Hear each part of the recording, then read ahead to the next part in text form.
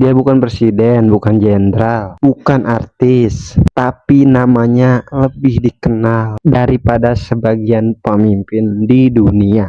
Halo guys, balik lagi bersama gue Saifudin ya. Jadi di video kali ini gue akan membahas tentang Bill Gates. Dia membangun kerajaan teknologi yang mengubah cara manusia bekerja, belajar, dan bermain. Tapi di balik nama besar itu ada cerita ambisi, kontroversi, dan pertanyaan yang sampai saat ini belum berhenti dibahas. Inilah Bill Gates. Bill Gates lahir pada 28 Oktober 1955. Dari kecil, ia berbeda. Tenang, pendiam, tapi pikirannya berjalan lebih cepat dari anak seusianya.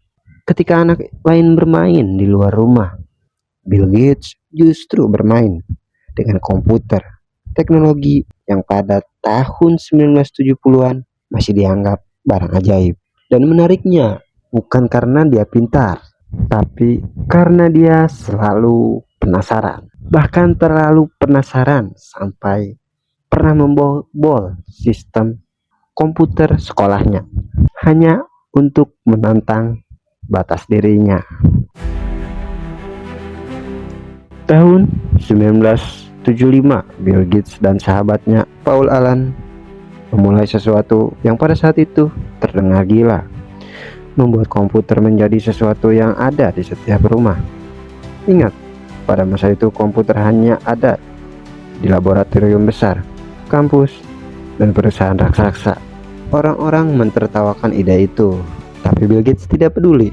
Dengan keyakinan dan keberaniannya, ia menciptakan sistem operasi yang namanya mungkin dulu terasa asing, tapi hari ini hampir semua orang pernah melihatnya. Microsoft Windows.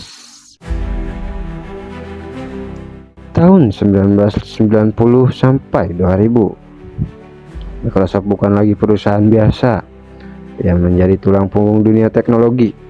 Perusahaan besar, sekolah, pemerintah, semuanya memakai Windows.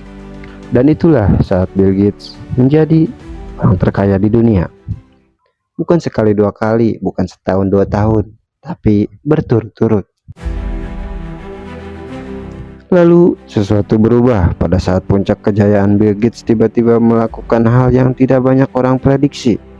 Dia mundur dari Microsoft, bukan karena bangkrut, bukan karena ditekan, karena dia ingin melakukan sesuatu yang jauh lebih besar.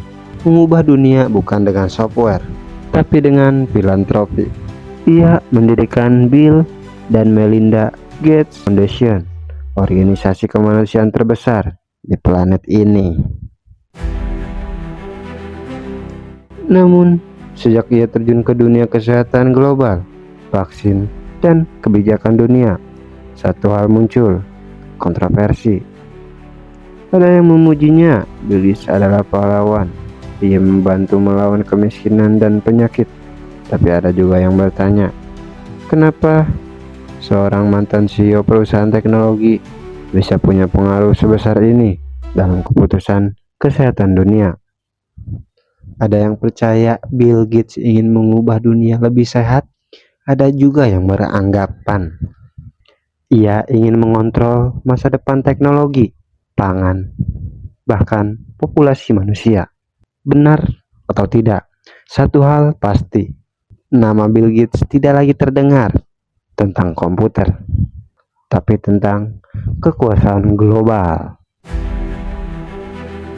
Hari ini, Bill Gates tidak lagi mengejar uang.